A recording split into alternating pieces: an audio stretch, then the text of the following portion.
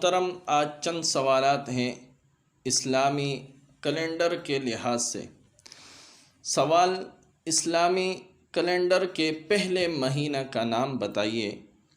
جواب: اسلامی کیلنڈر کے پہلے مہینے کا نام محرم الحرام ہے۔ سوال: صفر اسلامی کیلنڈر کا کون سا مہینہ ہے؟ جواب: صفر اسلامی کیلنڈر کا دوسرا مہینہ ہے۔ سوال: اسلامی کیلنڈر کا تیسرا مہینہ کیا کہلاتا ہے؟ جواب: اسلامی کیلنڈر کا تیسرا مہینے کا نام ربیع الاول ہے۔ سوال: اسلامی کیلنڈر کے چوتھے مہینے کا نام بتائیں۔ جواب: اسلامی کیلنڈر کے چوتھے مہینے کا نام ربیع الثانی ہے۔ سوال: اسلامی کیلنڈر کے مطابق جمادی الاول کون سا مہینہ ہے؟ جواب: اسلامی کیلنڈر کے مطابق یہ 5واں مہینہ بنتا ہے۔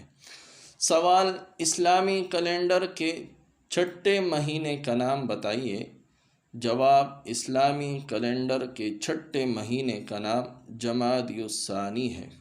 سوال: اسلامی کیلنڈر کے مطابق 7ویں مہینے کا نام بتائیے۔ جواب: اسلامی کیلنڈر کے مطابق 7ویں مہینے کا نام رجب ہے۔ سوال: شعبان اسلامی کیلنڈر کا کون سا مہینہ ہے؟ جواب: شعبان اسلامی کیلنڈر کا 8واں مہینہ ہے۔ سوال: اسلامی کیلنڈر کے 9ویں مہینے کا نام بتائیے۔ جواب: اسلامی کیلنڈر کے مطابق 9ویں مہینے کا نام رمضان المبارک ہے۔ سوال: اسلامی کیلنڈر کے مطابق 10ویں مہینے کا نام بتائیے۔ جواب: 10ویں مہینے کا نام شوال ہے۔ سوال: 11ویں اسلامی کیلنڈر کے 11ویں مہینے کا نام بتائیے۔ جواب: ذی القعدہ۔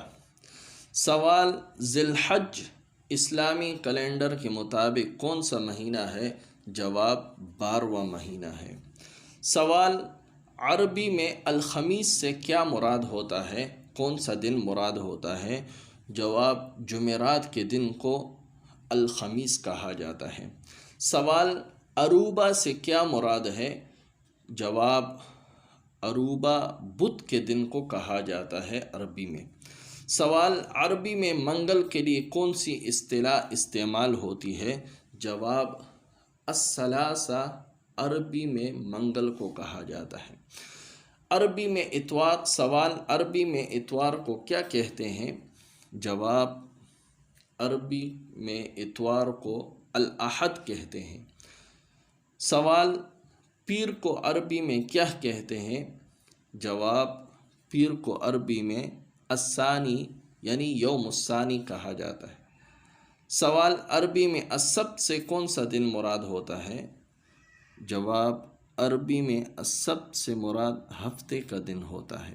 اگر بات اچھی لگی ہے تو ضرور اس کو لائک کیجئے، چینل کو سبسکرائب کیجئے اور اس کو آگے شیئر کر دیجئے۔ جزاک اللہ خیرا۔